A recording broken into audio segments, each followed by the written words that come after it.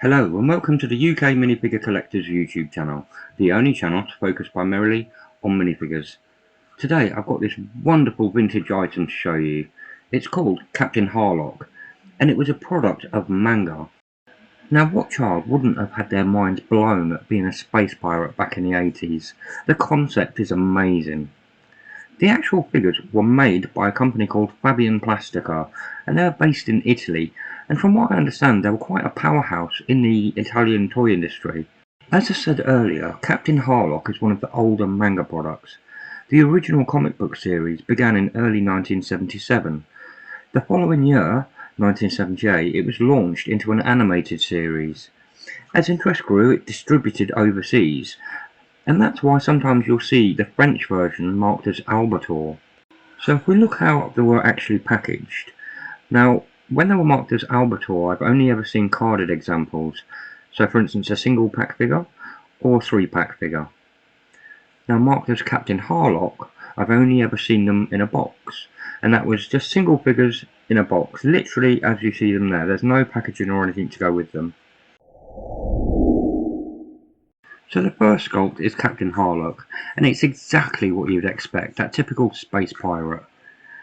But the sculpting, bearing in mind it's late 70s, isn't the worst.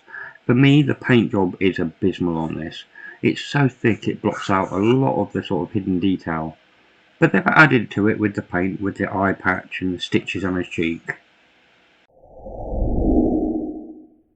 The next sculpt, Kayuki, is a much nicer sculpt. For me, it's more in tone with what the actual cartoon series was. Like, bearing in mind this is an interpretation of what you see on screen.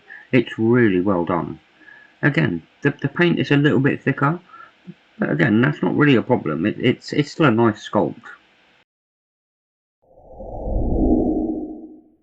The third character, Tadashi, is a really cool sculpt, and it's been detailed really well. I love the way they've added that skull and crossbones under the chin. And there's a bit of controversy with this figure as which character does it represent. There's a Tadashi main character, Tadashi Daiba, and another Tadashi who's a sub-character, so no one really knows which one it's supposed to represent. Next up is Dr. Zero, my favourite of the whole bunch.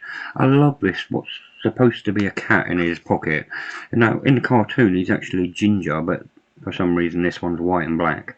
But he's like an alcoholic doctor in the actual show. It's just a cool, fun sculpt. I love the great big smile and the way his eyes are done. Everything on this one just symbolises fun. The last figure, Queen Lifrisha, or Eyes as she's better known to me, it just doesn't work. The spindliness and the flatness of the actual sculpt just doesn't work very well. Everything about it seems to be right. The headdress, the weapon, the long hair. Only the colour of her skin is different in the actual TV series, but yeah, the sculpt just doesn't really work for me. Now, I'm sure a few of you are probably thinking that I seem a bit hesitant describing the actual sculpts. Well, I want to give them their due for the fact that they're 47-year-old sculpts. That's nearly half a century, and the techniques that were used back then aren't the ones that are used now. Just look at Star Wars figures, for instance. The original Star Wars figures were not as well represented as some of the newer stuff now, and I want to give them a buy for that. Thinking about the size, there is a problem with continuity here. Captain Harlock is so much bigger than his contemporaries. He's actually 3¼ inches tall, whereas Dr. Zero is around the same sort of size as a muscle figure. Material wise, it's a hard rubber, a little bit flexible, especially on the weapons of, say, Tadashi, but nothing major. Now, they are durable figures, but the poor paint job, unfortunately, they are prone to scratches, like you saw on the back of my Captain Harlock. Now, I'd love to hear if anyone else actually had Captain Harlock in their toy box as a youngster.